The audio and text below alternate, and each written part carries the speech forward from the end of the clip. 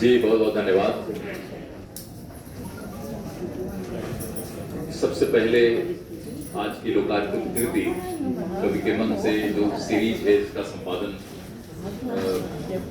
आदरणीय प्रताप सहगल जी संपादन नहीं चयन कर रहे हैं, प्रस्तावन इसके प्रस्तावक हैं। और ऐसा क्यों हुआ ये मैं जब मेरा टर्न आएगा तो बताऊंगा। जी, लेकिन मैंने कई जगह पढ़ रखी हैं कवि के मन की सीरीज में मैंने पढ़ा है और ये बहुत अच्छी श्रृंखला है। संजीव जी यहाँ पर हैं प्रकाशित के रूप में और बहुत सारी कृतियाँ हमारे बीच गुजरती हैं। कवि ने कहा है, फिल्म की कविताएं, चयन इत्यादि, लेकिन ये कविता है कि कभी खत्म नहीं होती, ये अनेक रूपों में अवतरित होती रहती है।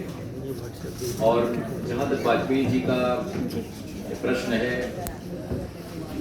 मैं खुद ये जानता हूँ कि गजलों की दुनिया में जो भी आता है नवागत, उसे अगर वाजपेयी की गजलें मिलती हैं जिसमें शायद अपनी शक्ल भी देख लेता है। जो दौर था 80s या 90s का, जिसमें की खुशबू तो बचा ली जाए, किताब घर से प्रकाशित हुआ, लेकिन संयमी है, वाक संयमी तो लेकिन मुद्रित माध्यमों से थोड़ी दूरी बनाने के कारण कि लंबा अरसा हुआ कि किताबें नहीं आ रही थी। महफिल में थे आजकल परसों हर दिन लगभग इन्हें आप देख सकते हैं मंचों पर, कितने चपल, इतने उत्पल तत्पर, लेकिन इनकी कविताएं का एक लंबा जो अंतराल था, उस अंतराल को इधर इनकी किताब आई है प्रकाशन से पिछले साल ही, अब ये आई है के मन से। उसमें नई कविताएं हैं, कुछ गजलें हैं जो पढ़ भी चुके हैं, कुछ गजलें इन्हें बार बार होना चाहिए क्योंकि वे समय में हस्तक्षेप की तरह होती है। मेरे ऊपर ही वाजपेयी जी का प्रभाव इनकी गजलों से पड़ा, क्योंकि गजल भी पोइट्री का, कविता की दुनिया का एक ऐसा अंश है जिससे हम अब इग्नोर नहीं कर सकते। और अभी पूरी दुनिया है गजलों की ओर मुड़ रही है और वो सब कविता के दायरे की चीजें हैं। यहाँ पर जो उन्मुक्त भाव से मुक्त छंद की कविताएं जो खुद भी मंचों से सुनाते रहे, और सबसे बड़ी बात है कि कविता का जो आलोक धीमे धीमे मंद पड़ रहा था, मंच की कविता बहुत हावी हो रही थी, उस मंच पर जहाँ पर वो मंच बाजार के हवाले हो गया, उस मंच की कविता को शुद्धता की ओर लौटाने का, शुद्ध चेतना से लिखी जा रही कविताओं के मंच के रूप में देखने का जो सपना वाजपेयी जी ने देखा, दूसरे बहुत सारी विधाओं के साथ जो हमारा सौतेला व्यवहार है, खासतौर से आलोचक के रूप में मैं देखता हूँ कि कविता की मुख्य धारा अपने मुख्य धारा के कवियों से ही एक तरह की दूरी बना कर रखी है। 8वें दशक के कवि जिसमें कि प्रताप सहगल खुद हैं, 8वें दशक की चर्चा अगर आप देखें तो 7-8 कवियों के बाद शून्य और सन्नाटा नजर आता है। कोई अगर 8वें दशक की कविता पर विचार करे तो प्रताप सहगल है, नरेंद्र मोहन है, बड़ी लंबी पीढ़ी है जिसको 8वें दशक की कविता की चर्चा से बाहर रखा जाता है। यह कर्तव्य होता है किसी आलोचक विवेचक का कि वो जितने अज्ञात कुलशील हैं या प्रकाशित हैं लगभग, उनमें से उनको भी वो चुने जो दायरे में लगातार चर्चित हैं, 10-15 नाम, उन्हीं के आगे पीछे घूमने वाली और उन्हीं का आवाहन करने वाली, स्तवन करने वाली आलोचना समाप्त नहीं हो सकती। हम पर भी आरोप है कि हम अपनी पसंद का चुनते हैं, कुछ भूल जाते हैं, लेकिन ये सच है कि कविता के इस पूरे मनोव्यापार में अब यही आप देखें, हॉल में जितने हैं वे सब कवि हैं, कलाकार हैं। ये पूरी दुनिया लगता है कवियों से भरी हुई है, लेकिन सचमुच देखें तो इस कविता का कितना असर है। वाजपेयी जी उस समय जब मंच पर होते हैं तो भीतर की कविता की शुद्धता के प्रति एक राग बोध होता है।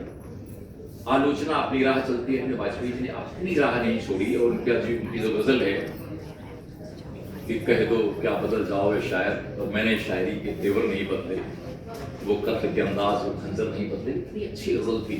और सन 75 का इन्होंने जिक्र किया अपनी भूमिका में कि दुष्यंत कुमार का जोंक सारिका का, ऐसे बहुत सारा एक आंदोलन गजलों का हुआ और उर्दू गजल के बरक्स से हिंदी गजल खड़ी हुई स्वाभिमान से, अपने मफहूम के कारण, अपने अंतर्वस्त्र के कारण, अपनी चेतना के कारण, और वो उससे एक कविता का नया माहौल बना। जो कविता की सोशल थियरी है, कविता में समाज कहाँ है, कविता अपने निज मन मुकुर की कविता बन जाती थी और केवल अपने आईने में अपना चेहरा निहारती थी। वो कविता बड़ी नहीं कविता नहीं बन सकती थी। वाजपेयी जी ने अपनी कविताओं में खास तौर पर गजलें जो किताब से खुशबू तो बता ली जाए, इतनी अच्छी गजलें लिखी।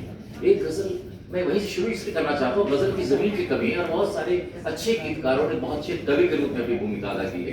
उस अर्थ में कहना चाहता हूँ कि ये गजल है कि जो सूरों से परेशान रहे, जिंदगी भर लहूलुहान रहे, जख्म तो भर गए मगर उनके एक मुद्दत अलग निशान रहे। इसका एक शेर है कि जिसने खुशबू की इबारत लिख दी, लोग उस फूल से अनजान रहे। इस शेर से ये जो कहना चाहते हैं कि कितने लोग लिखने पढ़ने वाले नेपथ्य में रहते हैं और आलोचना उससे बिल्कुल विमुख राह अपनाती रहती है। वाजपेयी जी इसका शिकार है, बहुत सारे कवि शिकार हैं, मैं जानता हूं कि विधाएं शिकार हैं। विधाओं में इतना जो अस्पृश्य भाव है, ये गजल है, ये गीत है। मैंने एक बार बहुत बड़े कवि को नाम लूंगा तो बहुत मुश्किल हो जाओगे, मेरे आराध्य हैं, मैंने उन पर किताबें लिखी हैं, बैठ के किसी को कह रहे थे कि जरा उनको पढ़िएगा, और उस बाद एक लंबा टेस्ट लगाकर कहते हैं कि उनको नहीं जो गजल लिखते हैं, जो कविताएं लिखते हैं, ऐसा नाम है जो कॉमन, उनको नहीं जो गजल लिखते हैं। एक लड़की को कह रहे थे, बहुत बड़े वो कवि, जाहिर है कि उनका अर्थ ये था कि शायद कहीं गजल अपने आस्फालन की ओर बढ़ रही है, या उसमें कहीं कुछ हो सकता सही। हालांकि उनको भी अंतिम वर्षों में गजल लिखते देखा मैंने, नाम मैं नहीं ले रहा हूँ, लेकिन कहना ये चाहता हूँ कि गजल लिखने वाले के प्रति, गीत लिखने वाले के प्रति, चौपाई लिखने वाले के प्रति, ये सारे जो हमारे देशज छंद हैं, जो देशज ठाठ है कविता का, क्या कोई कहेगा कि कोई सोनेट छोड़ दे लिखना, या बैलेट लिखना छोड़ दे, या एलिजी लिखना छोड़ दे?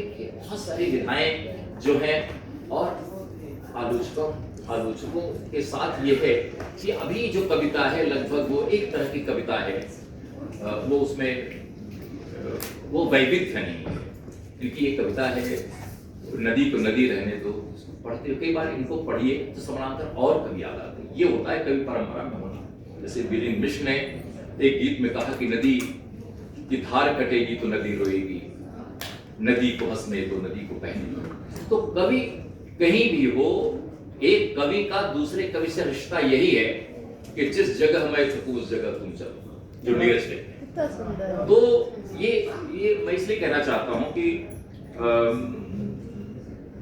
ये दुनिया जैसी भी उससे बेहतर चाहिए, कभी कहा था मुक्तिबोध ने। उसके बरसों बाद टॉलस्टॉय और साइकिल में केदारनाथ जी कहते हैं कि जहां तक देखता हूं तल में कचरा ही कचरा नजर आता है, चलाना चाहता हूं आत्मा के गलियारे में सुदीर्घ एक स्वच्छता अभियान। बात वही है, इसको केदारनाथ जी क्या कर सके। तो बहुत सारी विधाओं में रमे रहने के कारण, और उन विधाओं के लिए अभी एक अक्षरांगन जो पटल है उस पर हमेशा एक कविता की बातें करते हैं, मुक्त मन से बातें करते हैं, मुक्त छंद में ये कविताएं लिखते हैं, लेकिन छंद मुक्त होने का आग्रह कभी ये स्वीकार नहीं कर पाते। और इसीलिए इनको पढ़ते हुए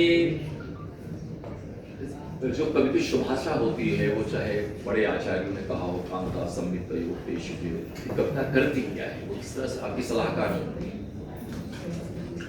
तो इनकी इस संग्रह में बहुत सारी कविताएं हैं जो मुक्त छंद की हैं, और उसमें उन्होंने प्रार्थनाएं कभी बेकार ना हो। हमारी कितनी प्रार्थनाएं अधूरी रहती हैं, अनसुनी, अनसंग हीरोज की तरह, अनअटेंडेड हमारी जो प्रार्थनाएं भी कभी बेकार हो। या चुहल वाली कविताएं भी लिखते हैं कि तस्वीर से ज्यादा वो बिंदियां परेशान करती हैं जो बाथरूम के शीशे आईने में। ठूठ और हरेपन का, जो हरेपन का लचीलापन है और ठूठ का जो ठेठ होना है, इसके बीच का जो अंतराल है, ठूठ झुक नहीं सकती और हरी डाल झुक सकती, उसका वैभव, उसका सौंदर्य बोध, ये जो कवि का अपना सचेतन बोध है सौंदर्य के प्रति, यही है जिसे कभी जड़ी सौंदर्याभिरुचि कहकर मुक्तिबोध ने पूरी मुहिम चलाई कि नई कविता का ये जो जड़ता बोध है ये खत्म हो और वो उससे बाहर निकले। इसके बाद इन्होंने उन लोगों की बात की है जो डिबिया में आज गांव में चुनौती में रख के दाने चलते हैं चीनी के या आटे के, और चीटियों के बिल जहां मिलते हैं। इससे होता क्या है, कितनी चीटियां तृप्त होती हैं, चीटियों का कोई आत्मकथ्य हमारे सामने नहीं है, लेकिन ऐसे लोग हैं अभी, लेकिन ऐसे लोग अब धीरे धीरे कम होते जा रहे हैं। कुर्ते की जेब से निकाला, आंख से देखा और चीटी को चुनाई, ये देख चुके हैं हम लोग। गाँव के शहरीकरण में हमें ये नहीं पता कि कितने सारे ऐसी प्राण प्रजातियां हमारे भीतर से खत्म हो गई। आप गांव की बगिया में जाएं तब ना कोयल मिलेगी, सब सारा खत्म हो गया है। लेकिन तब भी ऐसे समय भी हमारा एक वरिष्ठ कवि कहता है कि हमने आंगन में अपनी कच्ची जमीन छोड़ रखी है। तो जमीन हमेशा जो है वो इस तरह से होनी चाहिए कि इतनी शहरी ना हो। अभी वाजपेयी जी कानपुर के हैं, और कानपुर का जो कवि होता है उसका अपना एक अवध होता है, अवधि वहां भी है, वो पश्चिमी अवधि, उसका अपना अवध होता है। जिसका कोई अवध नहीं होता, जिसकी कोई मातृभाषा नहीं होती, क्षेत्रीय भाषा नहीं होती, उसकी भाषा में आकाशवाणी के समाचारों की तरह निर्विकार तत्व होते हैं। ये आकाशवाणी के, अब आप इंदुबाई से समाचार सुनिए तो उसमें बिल्कुल आरोह अवरोह नहीं होता। वाजपेयी जी की कविता में ये गाते भी हैं तो कभी कभी बिल्कुल उछल जल्द तरंग। मैंने इनके गाने की नकल की तो वो गा भी सकता हूँ, बहुत अच्छा लगता है, इसलिए कि मैं इन्हें पसंद करता हूँ। और तो वे लोग विरल होते जा रहे, इसकी चिंता ही नहीं। यही तो कहता कौन बड़ा कवि नहीं कहता। कभी कहा था कि बचाना है नदी को नाला हो जाने से, कौन नारायण, सब किसी तरह से, या दुनिया को एक हाथ की तरह नर्म और सुंदर होना चाहिए। केदार जी के यही तो कह रहे हैं कि वे लोग कहाँ गए जो चींटियों के ठिकाने ढूंढ लेते थे। ये जीने का अंदाज सिखाने वाले तत्व हैं जो लक्ष्मीचंद्र वाजपेयी की कविता में हैं। और इन्होंने समुद्र पर कुछ कविताएं लिखी हैं। समुद्र पर जब भी हम सोचते हैं गे याद आते हैं तो सागर मुद्रा की कविताएं याद आती हैं। और जाहिर है कि गे का ठाट अलग है। ये उसके 3 खंडों में समुद्र को अपनी तरह से देखते हैं, उसकी बेचैनी, उसका हाहाकार, उसकी लहरें, उसकी सीपियां इत्यादि। और एक मेहमान के बहाने मेहमान का चेहरा और मीटर बढ़ते भी इस दोनों के अंतराल को देखते हैं कि मेहमान तो आ रहा है, उतरा है एयरपोर्ट या कहीं, और उसको वो इसकी जो दीर्घा है सौंदर्य की उसमें खोया हुआ है। इनको बढ़ रहा है कि मीटर कितना बढ़ रहा है। अक्सर ये जो मध्यवर्गीयता है हमारा पीछा करती है कि जेब में हाथ जाता है और लगता है कि चाय का पैसा हमें अदा करना पड़ेगा।